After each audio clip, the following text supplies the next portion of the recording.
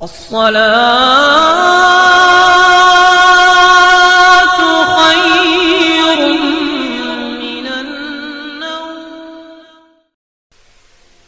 बिन बशीर 30 सवारों का दस्ता लेकर के पहरा देते हुए पूरे काफले को लेकर के मदीना पहुंचे। रास्ते में खिदमत करते रहे, देखभाल करते रहे। समझे आप? मदीना शरीफ में जब ये काफला पहुंचा, खबर आ चुकी थी, इत्तलात मिल चुकी थी, शहर के सब लोग बाहर थे, आंखों से आंसू जारी थे। हज़रत उम्मे सलमा वगैरह उम्मुल मोमिनीन भी आंखों से आंसू उनके भी जारी थे। सहाबा किराम जो मदीने में मौजूद थे, सबको बात सुनने को मिल चुकी थी। और मदीने का क्या हाल हुआ, मदीने की औरतें गले मिल मिल के रोई, पूछती थी कहाँ गए अली अकबर, कहाँ गए अली अस्कर, कासिम कहे थे वो कहाँ रह गए। अजीब आहो-बुका का आलम था, सारा शहर गमगीन था, रंजीदा था। काफला गया था तो शान कुछ और थी, लौटा था तो शान कुछ और थी, हालत कुछ और थी। और उसके बाद में एक बार कलमा पाक का जिक्र कीजिए, ला इलाहा इल्लल्लाह मुहम्मदुर रसूलुल्लाह सल्लल्लाहु तआला अलैहि वसल्लम। इमाम हुसैन की शहादत के बाद यजीद की पोजीशन काफी खराब हो चुकी थी। अहले मदीना ने भी इसके खिलाफ खुरूज कर दिया था। कुछ लोग इसकी हालत देखने के लिए दमिश्क गए, लौट कर आकर के बताया कि इसकी हालत अच्छी नहीं है। मदीने वालों ने, शहर के लोगों ने मुत्तफिक होकर के इसके खिलाफ खुरूज किया। मक्का मुअज़्ज़मा में अब्दुल्लाह इब्न ज़ुबैर ने अपने हाथ पर बैत लेना शुरू कर दी थी। इधर कूफे में तव्वाबीन का गिरोह पैदा हो गया था। बदला लेने के लिए इब्न ज़ियाद को कूफा छोड़ना पड़ा था, बसरे में जाकर के छिपा था। समझे आप? अहले मदीना के खुरूज करने की वजह से यजीद ने एक फौज मदीने भेजी, मदीने पर चढ़ाई की, मदीने पर हमला किया, मदीने को ताख्त व ताराज किया, अहले मदीना को कत्ल किया, बर्बाद किया, तबाह किया, औरतों की बेइज्जती कराई। 3 रोज तक वलीद बिन अक़बा की सरकिर्दगी में जो फौज भेजी थी उसने मदीने को खूब लूटा। मदीने को लूट लाट के ये लोग मक्के को चले, मक्के का मुहासरा किया, वहां पे हमला किया। उसी हमले के दौरान यजीद के मरने की खबर आई, मुहासरा छोड़ के ये लोग भागे। यजीद ऐसे मरा कि ये अपने यारों दोस्तों के साथ घूमने के लिए दमिश्क करीब में कोई शहर हिम्स था, कोई इलाका, वहां गया हुआ था। वहां जाकर के बीमार हुआ, पूरे जिस्म पर आंवले पड़ गए थे जो पकने लगे थे। पूरा जिस्म एक फावड़े की शक्ल में था, बिल्कुल पका हुआ, चीखता था, चिल्लाता था। समझे आप?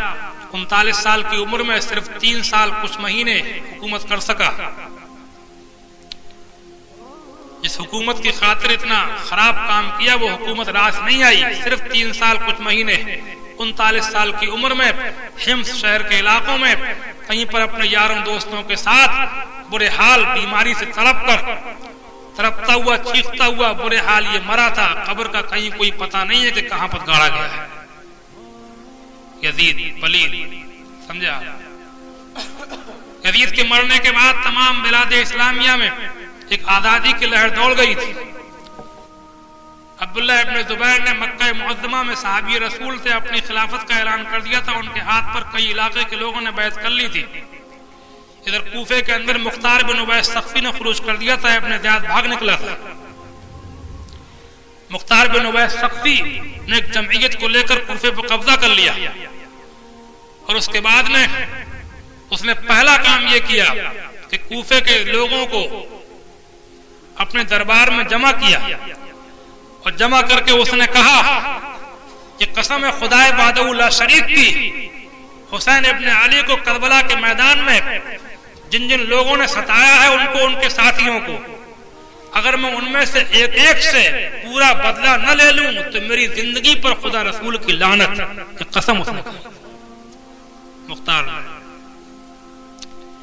और पहले कूफा से कहा कि तुम लोग फहरिस्तें बना करके दो कि कौन कौन लोग करबला की जंग में शरीक थे। जो उसका एक बड़ा कारनामा है। लिस्टें तैयार हुई, फहरिस्तें बना बना के कूफे वालों ही ने दी। अब हुकूमत मुख्तार बिन उबैद की थी।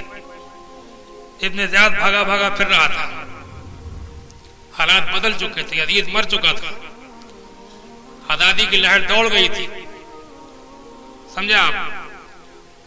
लिस्टें बनाई गई, एक एक से इंतकाम लेना शुरू किया, पकड़ पकड़ के लाए जाते थे। सारे बाजार गर्दनें काटी जाती थी, किसी को जिंदा जलवाता था, किसी के हाथ पांव कटवा कर के ऐसी छोड़ देता था, उन रस रस के तरफ पलट के वो मरता था, किसी को नंगा करके चारों तरफ से तीरों से छिदवाता था।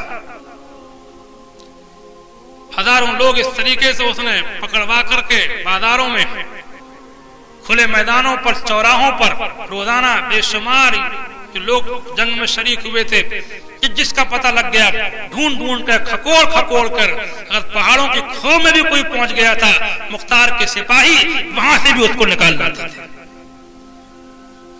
बड़ी अच्छी मुनज़्ज़म तरीके से इसने काम किया। एक दिन अपने दरबार में बैठा मुख्तार बिन उवैस सक़फ़ी कह रहा था कि कल मैं ऐसे शख्स को कत्ल करूंगा जिसके कत्ल पर तमाम मुसलमानों को खुशी होगी, यहां तक कि फरिश्तों को भी उसके कत्ल पर खुशी होगी। लोग समझ गए कि किसके लिए कहता होगा। सब समझ गए कि अमर इब्न साद ही हो सकता है।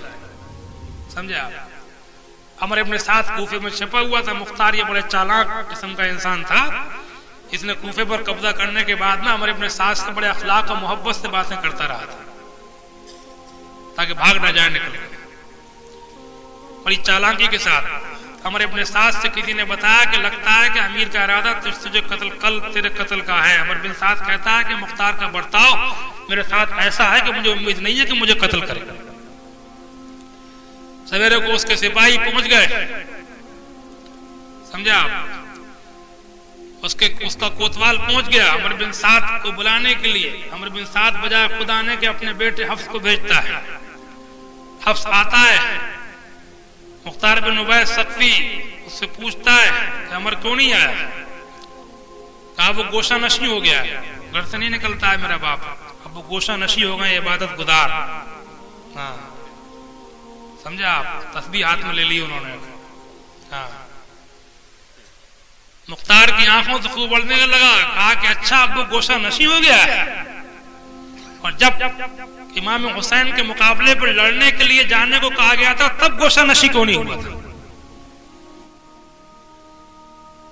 समझा?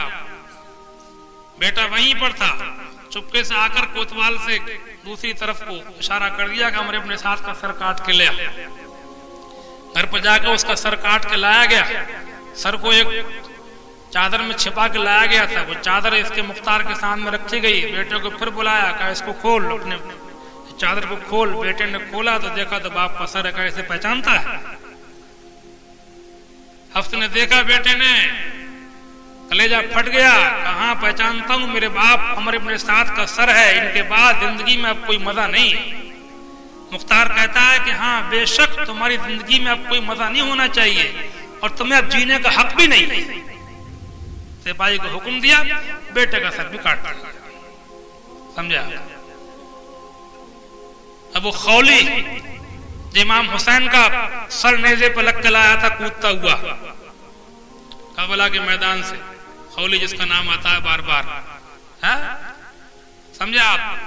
इसके पास जब मुख्तार के आदमी पहुंचे इसके घर गिरफ्तारी के लिए, ये घर की एक कोठरी में छुप गया और बीवी से कह दिया कि बताना मत, जाहिर मत करना कि मैं कहाँ हूं। सिपाही पहुंचे, उन्होंने पूछा खौली कहाँ है? औरत जो थी वो जब से ये इमाम हुसैन का सर लाया था तब से अंदर से इसकी दुश्मन थी। औरत थी, कर तो कुछ नहीं सकती थी, मगर दिल से इससे बेपनाह नफरत करती थी। तो उसने क्या काम किया? उसने कहा, मुंह से तो कहा कि मुझे पता नहीं है और हाथ से इशारा कर दिया। इस कोठरी में था, समझा? तब मुंह से कह दिया मुझे पता नहीं है। समझा? सिपाही अंदर घुसे तो ये एक टोकरा सर पर रखे हुए छिपा हुआ बैठा था। खौली पकड़ के बाहर लाए, मुख्तार की तरफ को लेकर के चले, दरबार की तरफ। मुख्तार भी शहर में घूमने को निकला हुआ था। रास्ते में किसी जगह उन लोगों को आते हुए देखा। बताया गया कि खौली गिरफ्तार होकर आ गया है। वहीं पर बीच बाजार में इसको सर को कलम कराया, इसकी लाश को फिर कुत्तों से खिलवाया। इंतकाम भी खूब लिया है। आदमियों को लेकर के रातों रात भागे एक गांव की तरफ। जिस वक्त ये भाग रहा था तो उस वक्त मुख्तार के कुछ गुलाम कहीं रास्ते में मिले, उन्होंने शिमर को पहचान लिया, शिमर का पीछा किया। वो अकेले दुकेले थे वो लोग, इसके साथ कई लोग थे। मुकाबला हुआ, वो लोग मारे गए, शिमर भाग गया, समझा आप। और जाकर के एक गांव में छिप गया। एक किसान को इसने बुलाया और एक पर्चा लिखा, कहा कि ये मुसअब बिन उमैर को जाकर के दे दे, पता नहीं पर्चे में क्या होगा। किसान ने मना किया तो उसको इसने मारा पीटा, समझे आप। किसान खिसिया गया और आगे जाकर कोई चौकी थी जहां पर इसके मुख्तार के आदमियों ने चौकी लगा रखी थी शहर के चारों तरफ। गिरफ्तारियां जारी थी, पकड़े जाते थे, नाकाबंदी थी, बुरे हाल थे, सर छिपाने को जगह नहीं मिलती थी, समझा। और किसान ने उस चौकी के करीब जाकर के गांव के लोगों को बताया कि मेरे साथ शिमर ने ऐसी ऐसी बदतमीजी की है, मैंने तहरीर ले जाने को फला के पास मना किया तो उसने मुझे शरारत की है। सिपाही सुन रहा था, उसने कहा शिमर का? हाँ शिमर का। कहाँ है शिमर का? फला गांव में शिमर, समझा। फौरन लोग पहुंचे और शिमर के साथ में एक दो लोग जो थे, उन्हीं में से एक की बयान है किताबों में कि रात को हम जिस जहां ठहरे हुए थे वहां पर रीछ बहुत रहते थे। रीछ, घोड़ों की टापों की आवाजें रात में आई तो हम लोगों ने समझा कि रीछ है, रीछों की आवाजें। थोड़ी देर के बाद में और कुछ आवाजें बढ़ी तो हमने समझ लिया कि घोड़ों की टापें मालूम होती हैं। और उसके बाद लोग अंदर घुसे और शिमर एक चादर ओढ़े हुए था, हथियार वगैरह संभालने का मौका भी उसको न मिल सका। और इब्ने ज़ियाद और मुख्तार बिन उबैद के सिपाहियों ने अंदर दाखिल होकर के बड़ी बेदर्दी बेरहमी से इसके टुकड़े कर दिए। और फिर इसकी लाश को जब कूफे में लाया गया तो मुख्तार ने इसकी लाश को जलवाया था, समझा। शिमर मारा गया, होली भी। और कितने कुछ तो कुदरती बीमारियां थी, किसी का मुंह सूअर के जैसा हो गया था, समझे आप। चेहरे बिगड़ गए थे, कुछ बड़ी बड़ी खतरनाक बीमारियों में जहां तहां पड़े सड़ रहे थे। किसी का कोई हाल था, किसी का कोई हाल था। बीमारी फैली थी, चेचक की बीमारी चली, इसमें बहुत से लोग मारे गए।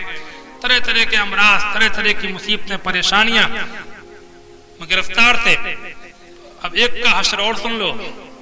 हाँ हाँ, बहुत लंबी हो रही है तकरीर। अब्दुल्लाह बिन ज़ियाद, अमीर साहब जो थे, हाँ, उनका तो और सुनाई दूं, समझे। ये कूफे से भाग निकले थे, इनके पास 30-40 फौज भी थी। हाँ, मिस्टर इब्ने ज़ियाद साहब बसरा में थे, बसरा से मूसल के इलाकों को पकड़ लिया था। आदमी कुछ साथ थे, एक बड़ी फौज थी। मुख्तार ने इब्राहिम बिन मालिक उश्तर को 30,000 की जमइयत देकर के इब्ने ज़ियाद से लड़ने, पकड़ने, उसको कत्ल करने के लिए रवाना किया। मूसल के मैदान में आमने सामने बाकायदे जंग हुई। शाम तक जंग होती रही। इब्ने ज़ियाद के साथ काफी तादाद में लोग थे, काफी जंग हुई। शाम को आखिर मुख्तार की फौज इब्ने ज़ियाद की फौज पे भारी पड़ गई। इब्ने ज़ियाद के साथियों का जब कत्ल हो रहा था, फौज हार रही थी, भगदड़ मची थी। इब्ने ज़ियाद नदी के किनारे एक चढ़ाई की आड़ में छिपकर के बैठा था। मुख्तार के एक गुलाम ने देख लिया, वहीं जाकर के हमला किया। इब्ने ज़ियाद ने मुकाबला भी किया, समझा। मजबूत आदमी था ये भी। मुकाबला हुआ लेकिन गुलाम के आगे टिक नहीं सका, आखिर मारा गया। इसका सर, इसका जिस्म वहीं पर जलाया गया और सर काट के मुख्तार के सामने जब लाया गया तो मुख्तार ने पूरे कूफे मुनादी करा दी, कल दरबार सजेगा, सबकी दावत है, समझा। शहर के लोग जमा हुए। और एक मजे की बात यह है कि जिस दिन ये इब्ने ज़ियाद कत्ल किया गया था वो भी 10 मुहर्रम की तारीख थी, तारीख भी वही थी। अल्लाह की शान, अल्लाह के काम। अब वही दरबार था, वही तख्त था। कल इस पे इब्ने ज़ियाद बैठा था, सामने हुसैन का सर रखा था। वही दरबार है, वही शहर है, वही तख्त है। और उसके ऊपर आज मुख्तार बैठा है और सामने इब्ने ज़ियाद का सर रखा हुआ है। समझा? इब्ने ज़ियाद उसकी दांतों में छुरी मार रहा था और कह रहा था कि इसी मुंह से तू हुक्म देता था फौजें भेजने का। हुसैन के मुंह पर जब छुरी लगाई गई थी तो ज़ैद इब्ने अरकम उठ के खड़े हो गए थे, रोते हुए चले गए थे, लेकिन इब्ने ज़ियाद के मुंह पर जब छुरी लगी थी तो कोई उसको रोने वाला नहीं था। समझा? और एक किताब में क्या बल्कि एक मोतबर वाकया है, ये हदीसों में है, ताबीन से मरवी जो हदीस है उनमें है कि इब्ने ज़ियाद का सर कुछ और सर जब मुख्तार के सामने रखे थे तो एक सांप गैब से नमूदार हुआ और सब सरों के करीब गया। फिर इब्ने ज़ियाद के सर के करीब जाकर के इसकी नाक के जरिए दाखिल हुआ और थोड़ी देर के बाद में मुंह से निकल आया, फिर नाक से दाखिल हुआ, फिर मुंह से निकल आया।